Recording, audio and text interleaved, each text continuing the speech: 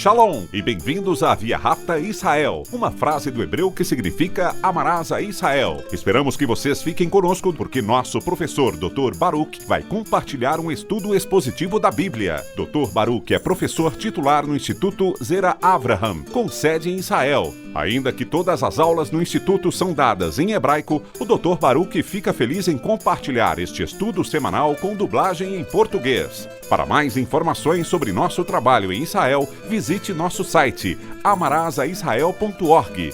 Fiquem agora com o Dr. Baruch e a aula de hoje.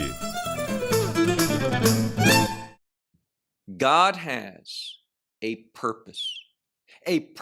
Deus tem um propósito para todas as pessoas. E vemos que um desses propósitos é para um grupo de mulheres que são viúvas.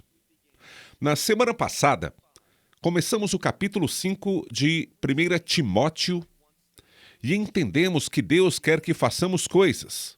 E fizemos menção a isso, de forma decente e corretamente, de acordo com seus padrões, de acordo com suas instruções, para que sua ordem seja manifestada.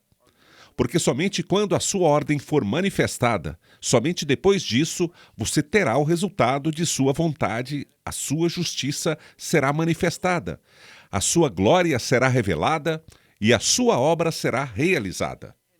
Então, pode ser que, de forma decente e em ordem, seja demais para cada um de nós, mas também é para a congregação local, a eclésia, a congregação dos redimidos.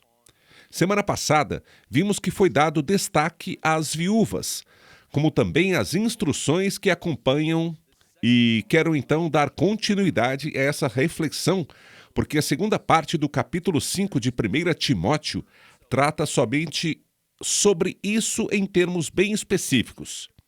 Agora pegue sua Bíblia e olhe comigo em 1 Timóteo capítulo 5, começando de onde parei na semana passada, no versículo 12. Aqui estamos falando sobre mulheres mais jovens. Elas são viúvas, mas são jovens. E há uma tendência delas se esforçarem, de se afastarem, de deixarem de ser fiéis ao Messias neste chamado único para suas vidas. E Paulo usa uma antiga palavra. Elas se tornam devassas, o que significa que elas se desviam, que elas se esforçam contra as coisas que deveriam e começam a se apegar àquilo que não deveriam. Por isso ele diz, por causa disso, tendo condenação. Por causa desta desobediência, vem a condenação. E essa condenação pode não estar apenas sobre elas, mas sobre toda a igreja. Pois o pecado se manifestará e a condenação de Deus cairá. Onde ela vai cair? Sobre o pecado e sobre os que estão envolvidos nele. Quanto à palavra crima, em grego, significa julgamento e também pode ser entendida em certos casos como condenação. Elas trazem condenação sobre si mesmas. Por quê? Continuem lendo onde concluímos na semana passada. Porque a primeira fé, ou seja, a prioridade de sua fé, elas deixaram de lado. Elas escolheram outra coisa. Elas disseram, professaram assim, eu quero fazer parte desta irmandade de viúvas. Eu quero me comprometer com boas ações, com o ministério e com orações, fazendo pedidos, súplicas e orações diante de Deus, de noite e de dia. Elas fizeram assim por um tempo, mas começaram a se afastar. Elas começaram a lutar contra esse chamado e a abraçar coisas que não deveriam. É sobre isso que ele está falando. E ainda fica pior. Constantemente percebe-se uma progressão descendente. Em vez de apenas permanecermos no mesmo lugar, se agirmos com desobediência, seremos derrubados cada vez mais. É por isso que ele diz, e ao mesmo tempo também aprendem a ficar ociosas. Ficar ocioso nunca é a vontade de Deus. Obviamente, todos nós precisamos de momentos de lazer para nos revitalizar, mas não é disso que estamos falando aqui. Não são momentos de descanso, Não é hora de relaxar um pouco e com a implicação de voltar em breve ao trabalho. Mas isso é ociosidade e vai além de lazer. Torna-se um comportamento regular para essa pessoa ociosa. Então elas aprendem a ficar ociosas. Por quê? Porque elas estão sendo apoiadas, pelo menos de certa forma. Elas estão recebendo assistência da igreja que frequentam para suprir suas necessidades. Portanto, elas estão livres para não fazer nada. E elas aprendem a não fazer nada. E por causa disso, veja o que acontece. Nós também percebemos algo. Percebemos que também o texto diz na metade do versículo 13: e indo para as casas. A palavra indo, errumai, tem um prefixo que significa dar voltas e fala sobre vagar de uma casa para outra. Essa é a questão aqui. Assim, elas não estão apenas ociosas, mas veja só, indo para casas, ou seja, de casa em casa, e não apenas sendo ociosas, mas também nós as vemos envolvidas em fofocas. E a próxima palavra significa estar envolvido em algo. E é a mesma palavra repetidamente, várias vezes. Ou seja, elas estão prestando atenção em coisas que realmente não deveriam estar prestando atenção. Algumas Bíblias em português traduzem esta palavra como intrometidas. Deixe-me dizer que este não é um termo sexista. Os homens também podem ser acusados de serem fofoqueiros. E quanto a intrometidos, significa simplesmente falar sobre as pessoas de maneira que não deveria e, em segundo lugar, se envolver na vida de outros de maneira inadequada. É disso que Paulo está falando. Enfocar em suas vidas, talvez até falando disso para os outros, mas também pela motivação errada. E ele continua dizendo, falando as coisas que não deveriam. Essas coisas que são. E a palavra-chave aqui é falar coisas que não são adequadas. Literalmente, se fôssemos traduzir do hebraico para o grego, seria louke halahá. Não de acordo com o estilo de vida correto, com os meios adequados a serem aplicados ao nosso comportamento de vida, não pensando certo, não fazendo nada certo. Então ele diz, essas são as consequências quando você não examina adequadamente quem fica viúva, neste sentido espiritual. Mas não apenas no sentido literal. Uma mulher se casa, seu marido morre, Deus me livre, ela se torna viúva. Mas não estamos falando apenas disso, mas de ela ter chegado aos 60 anos, de ter um testemunho de que ela criou seus filhos, de que ela realizou boas obras, de que ela é mulher de um homem só.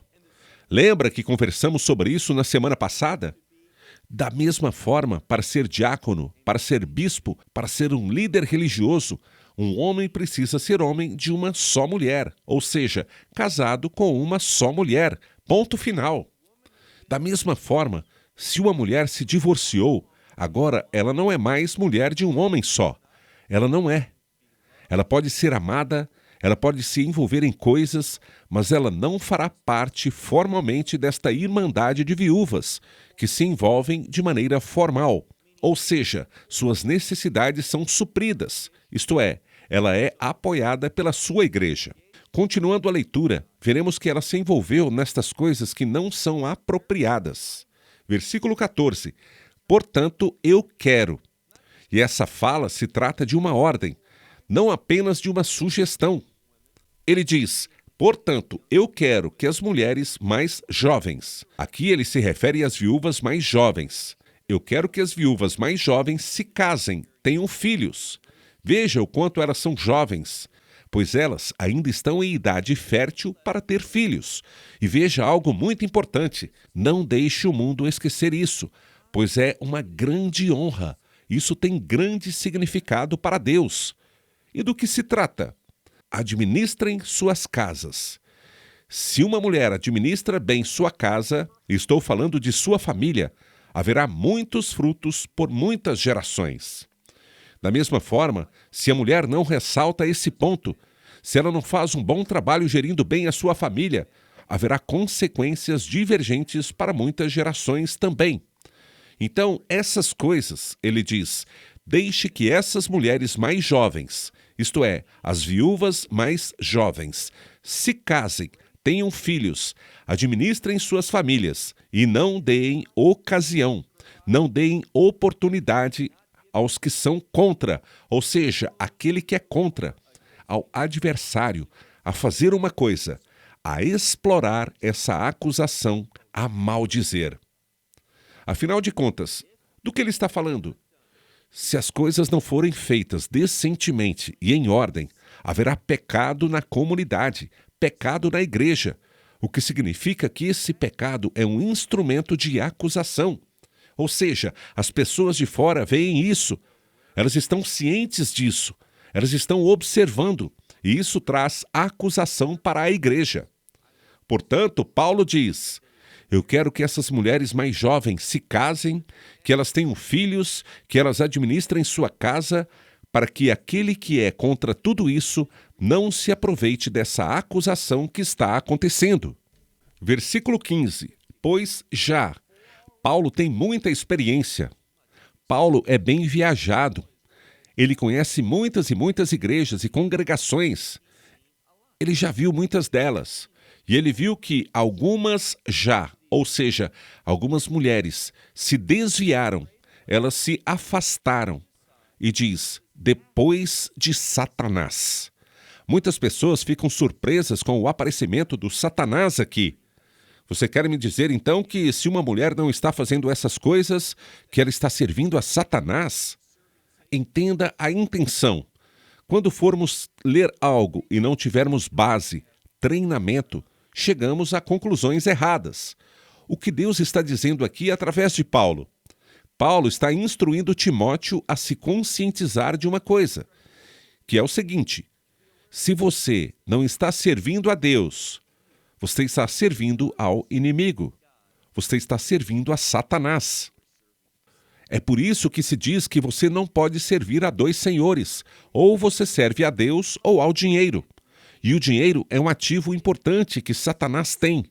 O dinheiro neste mundo, ele o usa para afastar as pessoas de onde deveriam estar, caminhando sobre o que eles deveriam estar fazendo agora. Vou dizer uma coisa, e preste atenção, é muito importante. Muitas pessoas que são muito populares na comunidade crente, elas vendem muitos livros. Elas estão o tempo todo na televisão, no rádio, às vezes, não todas, mas em boa parte delas, elas nunca querem falar sobre julgamento. Elas nunca querem falar sobre Satanás. Você percebe que no Novo Testamento, elas dizem e enfatizam o Novo Testamento. No Novo Testamento, especialmente os evangelhos, os termos diabo, Satanás, demônios, todos eles aparecem inúmeras vezes. De repente, alguém diz, eu ensino o Novo Testamento, mas eles nunca tratam sobre isso. Eles nunca tratam sobre demônios, espíritos imundos, o diabo, Satanás, nada disso. Simplesmente eles nem mencionam, fogem de tudo. Isso não é ensinar a palavra de Deus. Isso é pegar a Escritura e distorcê-la para a concepção pública, para o que você acredita que o público quer ouvir. Não tome esse tipo de decisão. Ensine toda a palavra de Deus. Você não sabe do que eles podem estar precisando ouvir. Você não sabe como Deus vai usar a mensagem, como esta que estamos lendo agora.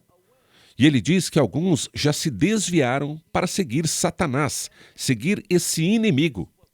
É isso que devemos fazer. Versículo 16. Pois se você está seguindo uma tradução moderna, ela deixa de fora uma palavra. A palavra é pistos. E por que ela é tão importante? Veja, você descobre que na versão dos textos receptos, a que estou usando, estamos no versículo 16. Temos a palavra pistos e a palavra piste. Ou seja, um crente do sexo masculino e uma crente do sexo feminino. Muitas traduções modernas só têm uma crente. Por quê? por causa da semelhança dessas palavras e porque eles podem cometer um erro com a palavra e, que significa ou, que também pode ser simplesmente o artigo definido. É escrito do mesmo jeito na linguagem bíblica. Então eles podem ter perdido a primeira vez que a palavra pistou aparece. E aí vem uma palavra escrita de forma tão semelhante. Piste. É um erro da escritura. Mas quando olhamos para os melhores textos, eles apresentam as duas palavras no contexto. Então é questão de bom senso dizer que são as duas. O que o texto diz no versículo 16? Se algum crente ou mulher crente tem viúvas. Então, há mulheres em sua família ou na família dela. E estou falando, claro, sobre alguém que tem recursos. Se elas têm recursos para ajudar, a ordem é que devem ajudá-las. Então, primeiro, antes que se torne uma questão da congregação, se houver alguém que possa sustentar esta mulher, independentemente se ela pode sustentar um homem ou uma nova mulher, essa pessoa tem que fazer isso. É o que Paulo está dizendo. Olhe novamente. Se algum crente, homem ou mulher, tem viúvas, deixe-o. Em outras palavras, deixe-o ou deixe-a. Ajudá-los e que a igreja não seja um fardo para que as que são verdadeiramente viúvas, a que é verdadeiramente viúva, que ela possa ser ajudada. Tudo isso significa que haverá muitas viúvas. Paulo está limitando as que tiverem 60 anos, as que testemunharem ter tido boa reputação, mas mesmo assim pode haver muitas. Então apenas aquelas que não são capazes de ser sustentadas pela família, sejam pelos filhos, netos, como falamos na semana passada, mas vai além deles.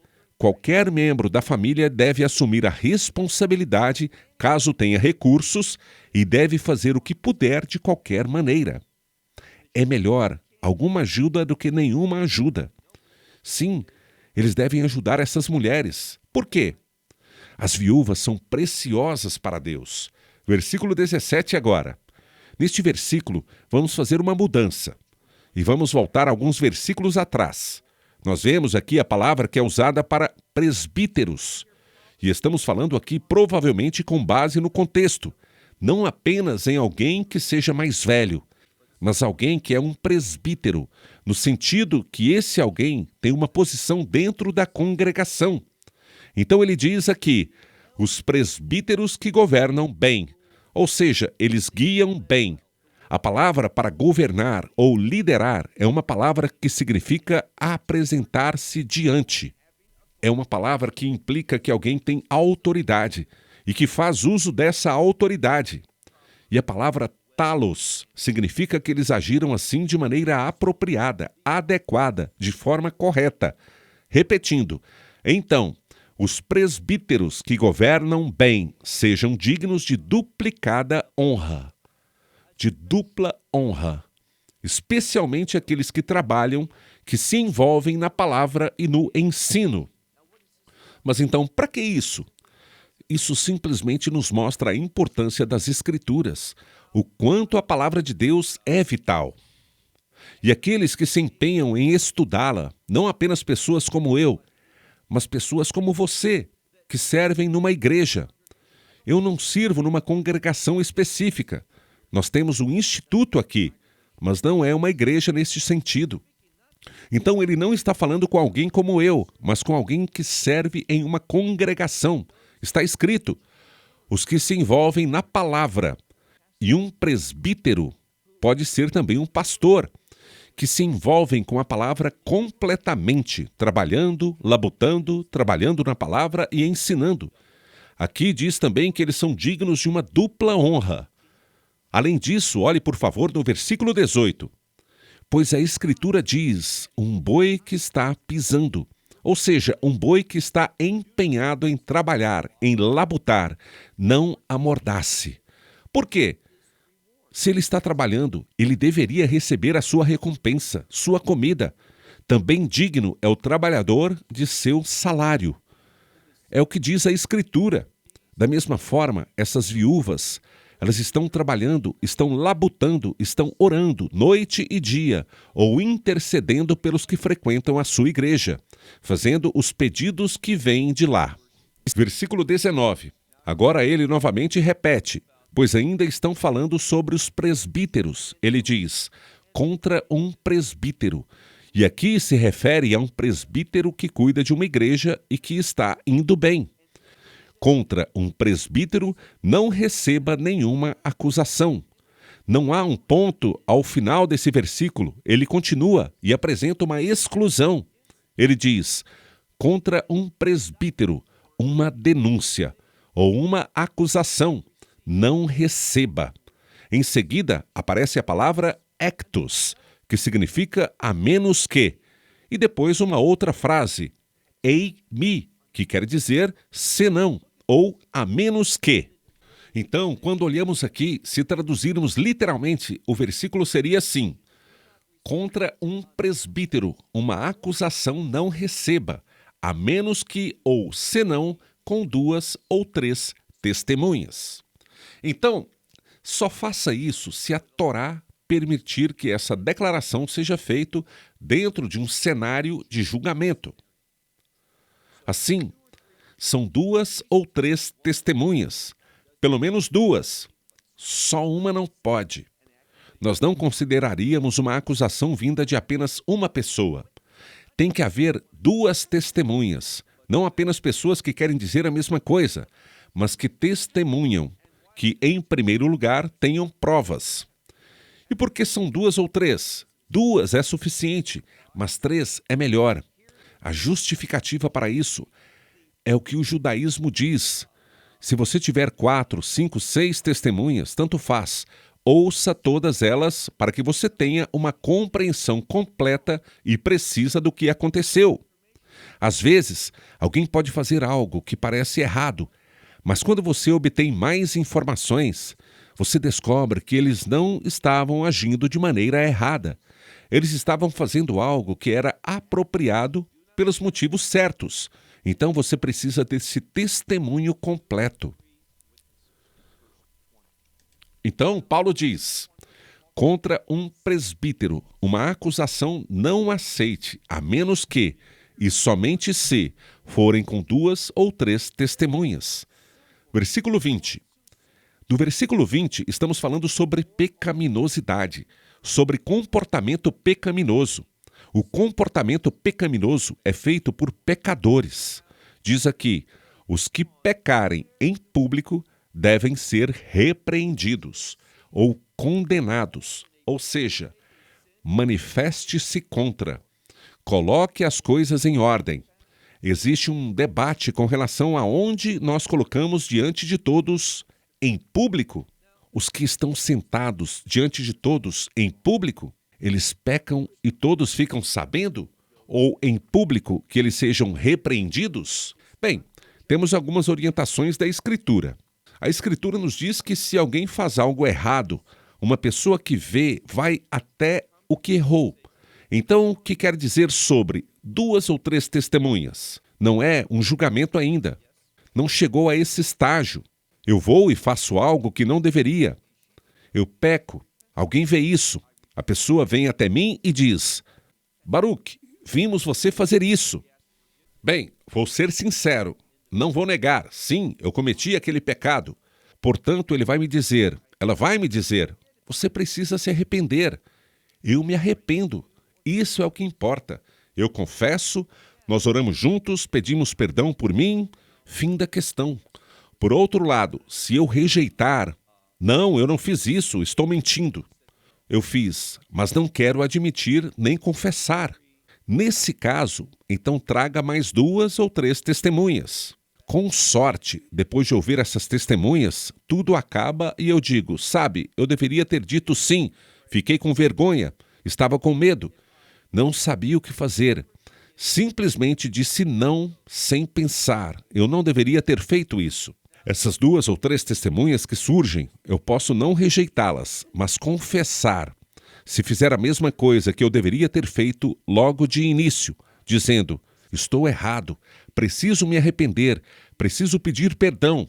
Depois nós rezamos e fim de assunto. Se eu rejeitar também essas 2 ou 3 testemunhas, então tenho que ficar diante de toda a congregação.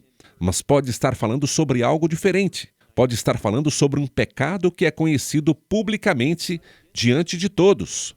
Portanto, tem que ser tratado de forma pública. Por quê? Para que a congregação tenha uma reputação pública ao lidar com pecados, ao tomar uma posição, ao ter disciplina muito importante. Porque se não acontecer assim, olhe tudo que é dito aqui no versículo que estamos tratando, o versículo 20, que diz: os que pecarem em público devem ser repreendidos para que os demais, os outros, fiquem com medo. Isso é importante. Muitas vezes as pessoas veem o julgamento, disciplina e o resultado de sua pecaminosidade. Somente quando isso acontecer, que elas ficarão temerosas, elas darão prioridade, uma prioridade piedosa, que elas não vão zombar do pecado, elas não vão ignorá-lo, e elas vão perceber, sabe o quê? Se eu não me arrepender, se eu não mudar, se eu não começar a fazer as coisas certas, talvez alguém exponha minha pecaminosidade em público.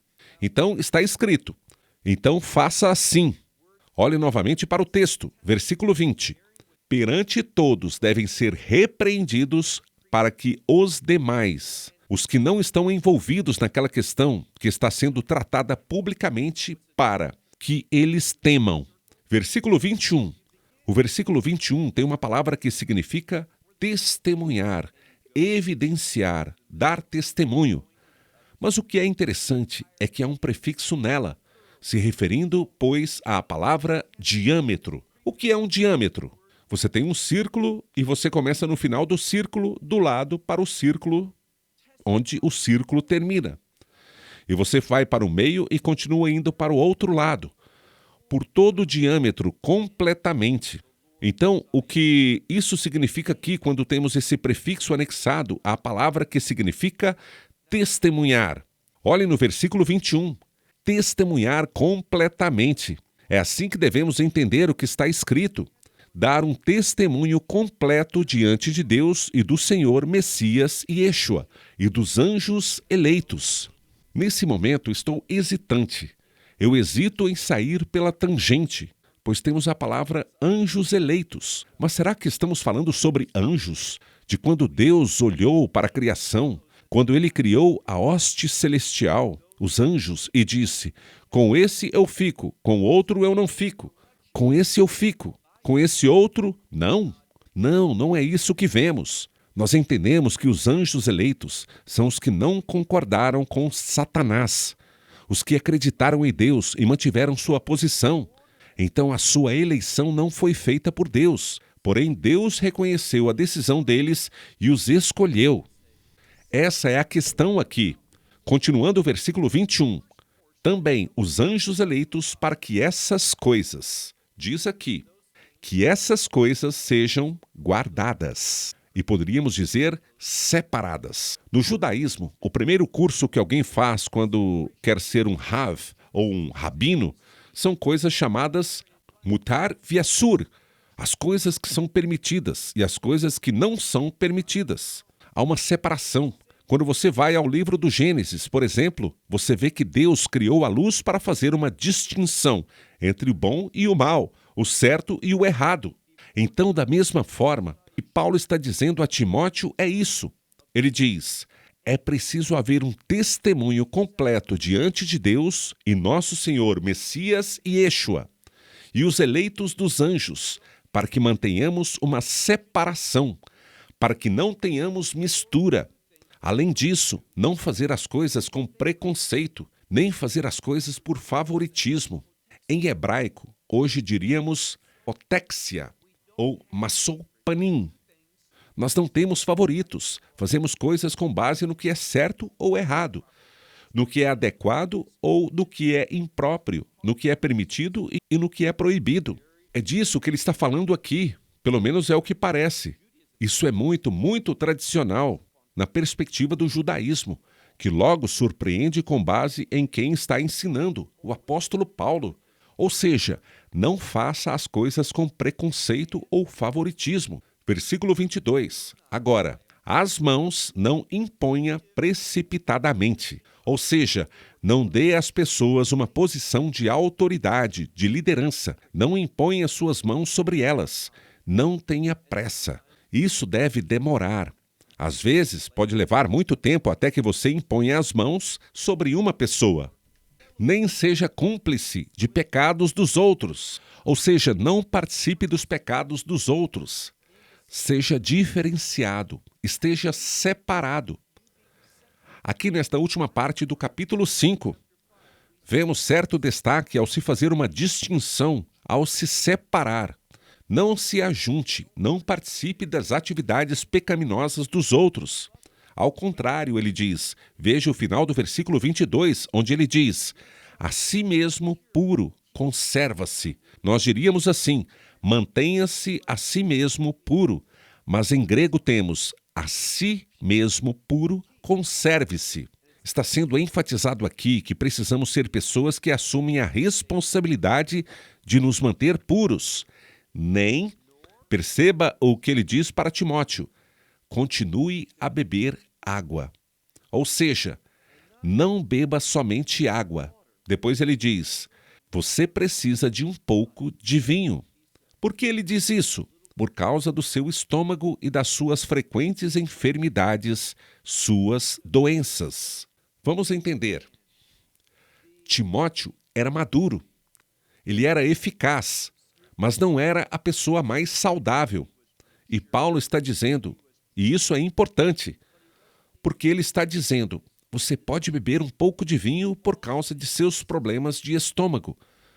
Você tem algumas enfermidades. Entenda que naquela época, a água pura era mais difícil de se encontrar. Muitas vezes, o vinho era usado para diluir a água e para ser um elemento purificador dela.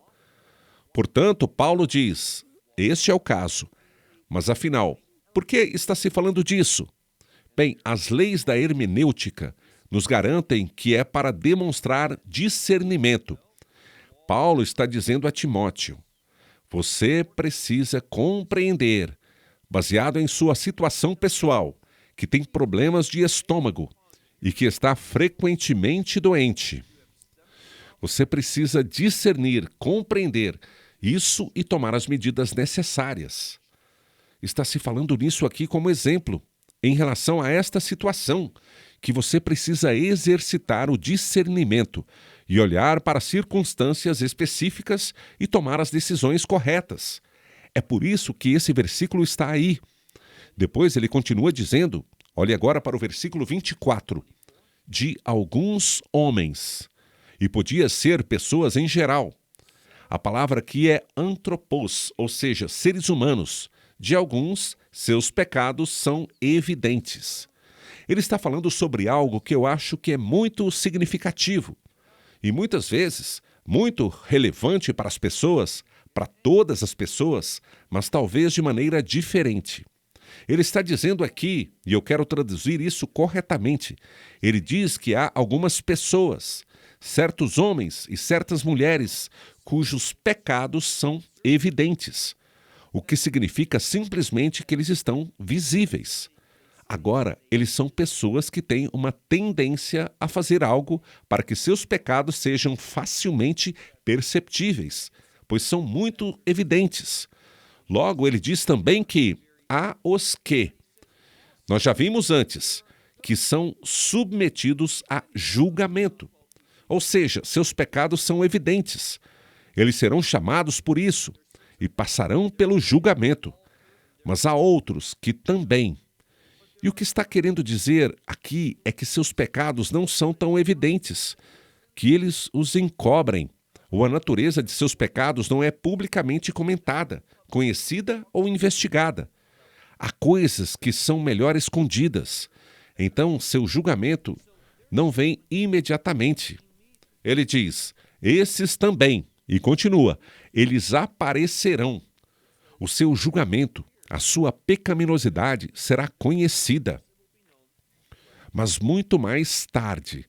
Agora não se considere abençoado se você cair na segunda categoria, que seus pecados são melhor camuflados do que os de outros. Às vezes, isso pode ser um grande aspecto negativo em sua vida. Vamos concluir com o versículo 25. Da mesma forma, também as obras boas são evidentes. Então ele diz que há pecados que se destacam, que imediatamente provocam julgamento, punição da comunidade, da igreja ou de Deus. E há outros que parecem demorar um pouco, até que as pessoas descubram o comportamento dessas pessoas. Ele diz, da mesma forma também as boas obras são evidentes, são claras. Também os outros, os que não o são, ou seja, os de fora. Em relação a essas boas obras, ele diz que eles não são capazes de esconder. Eu gosto de como termina este capítulo. Sabe por quê? Ele diz que quando se trata de pecado, há alguns pecados que são visíveis e outros que são quase invisíveis por um tempo. Mas quando se trata de boas obras, as boas obras são evidentes. E mesmo os outros, os que não creem, os que são de fora, eles não conseguem escondê-las. Então, está se falando sobre o poder. O que é mais poderoso, o pecado ou as boas obras? A resposta é as boas obras. E ele termina este 5º capítulo concluindo com um grande incentivo, uma mensagem para que nos empenhemos em boas obras, porque elas serão evidentes e serão inegáveis. Elas trarão o resultado desejado. Então, Paulo deseja o melhor para os ministérios de Timóteo, para o chamado de Timóteo. E com isso, quero encerrar aqui por ser uma característica verdadeira de alguém que está caminhando com Deus, que deseja o melhor, que deseja ver outras pessoas desenvolverem a piedade e as boas obras, desenvolverem o seu ministério. Quando alguém está sendo influenciado pelo inimigo, quando outra pessoa tem uma grande coisa acontecendo com ela, isso faz com que ela se sinta inferior, ela fica com ciúmes ou inveja. Ela precisa fazer algo para se fortalecer imediatamente contra isso ou aquilo, ou para rebaixar essa pessoa. Que vergonha! Alegre-se com as coisas boas que Deus está fazendo na vida de outras pessoas. Elas não se refletem mal sobre você. Elas refletem gloriosamente sobre Deus. É isso que deve ser a sua fonte de alegria. Até a próxima semana em nossa conferência em Orlando. Que Deus o abençoe. Espero que você faça parte dessa conferência, tanto pessoalmente ou assistindo online. Até lá. Então, Shalom, desde Israel. Until then, Shalom from Israel. Esperamos que você tenha desfrutado da aula de hoje e que possa compartilhá-la com outros. Te convidamos a participar e nos acompanhar a cada semana, a esta hora e por este canal, em mais um episódio de Amarás a Israel. Para mais informações em português, visite amarasaisrael.org, onde encontrará muitos outros estudos realizados pelo Dr. Baruch. Até a próxima semana. Que Deus, nosso Messias e Yeshua, nosso Senhor Jesus Cristo, te abençoe durante a sua caminhada com Ele. Shalom, desde Israel.